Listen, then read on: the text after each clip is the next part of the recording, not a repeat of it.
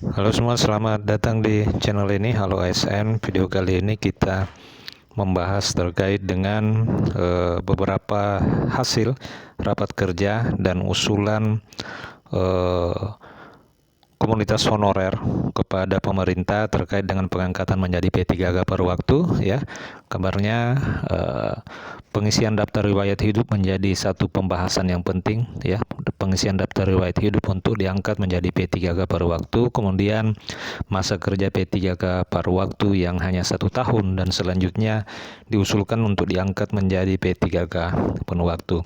Untuk informasi selengkapnya, ayo ditonton secara lengkap video ini agar rekan-rekan sekalian bisa menerima informasi secara lengkap dan menyeluruh. Tapi sebelum itu, kepada rekan-rekan yang baru pertama kali menemukan channel ini, silakan tekan tombol subscribe dan nyalakan tombol lonceng untuk terus mendapatkan informasi terbaru seputar kebijakan pengangkatan honorer menjadi P3K. Rekan-rekan, P3K paruh waktu sebenarnya itu tergantung dari pemerintah daerah, ya. Pemda karena tanpa usulan dari pemerintah daerah, honorer R2, R3 maupun R4 itu tidak akan bisa mendapatkan nomor induk P3K paruh waktu yang diterbitkan oleh Badan Kepegawaian Negara. Ketua Umum Asosiasi Pegawai Pemerintah Perjanjian Kerja Indonesia AP3KI Nurbaiti menghimbau agar seluruh honorer database BKN khususnya R2, R3 itu bisa mengawal hal itu.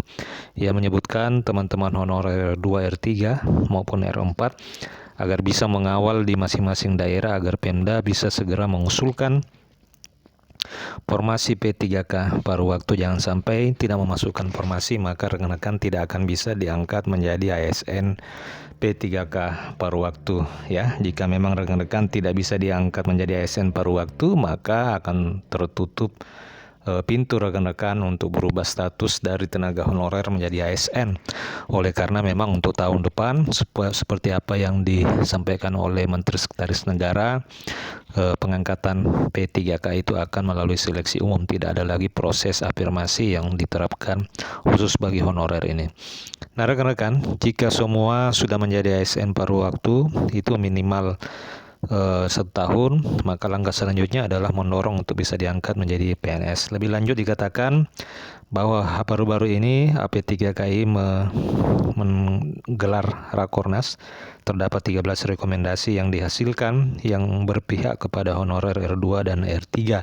Yang pertama adalah penyelesaian honorer kategori 2 dan kategori database BKN untuk percepatan pengisian daftar riwayat hidup yang saat ini belum mendapat formasi agar bisa diangkat menjadi P3K paruh waktu paling lambat bulan Oktober tahun 2025 dengan catatan masa kerja maksimal 1 tahun, selanjutnya dapat diangkat menjadi P3K penuh waktu. Nah, jadi di sini ada garis bawah rekan-rekan bahwa masa kerja P3K paruh waktu itu diusulkan hanya berlaku selama 1 tahun dan selanjutnya dapat diprioritaskan dan dialih statuskan serta diangkat menjadi P3K penuh waktu.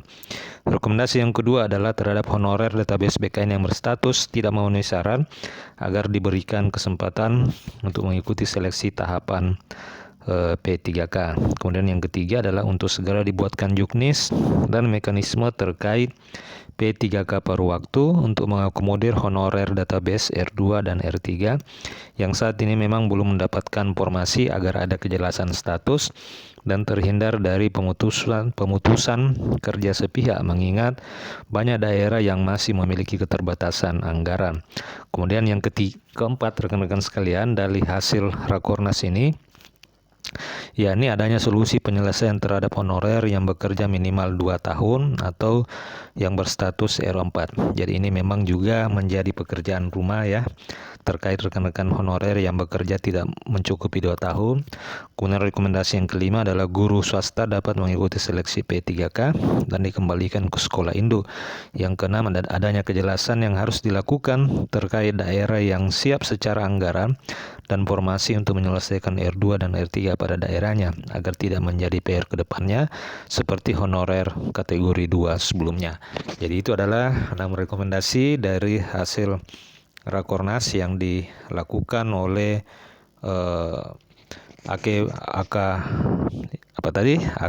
Asosiasi pegawai pemerintah dengan perjanjian kerja Indonesia, Nurbaiti. Jadi ada kesimpulannya, ada hal yang sangat penting di sini terkait dengan masa kerja P3K paruh waktu yang diusulkan cuma 1 tahun dan selanjutnya bisa diangkat menjadi P3K penuh waktu. Demikian rekan-rekan sekalian, jika ada pertanyaan dan tanggapan silakan tuliskan di kolom komentar video ini. Terima kasih, sampai jumpa di video berikutnya.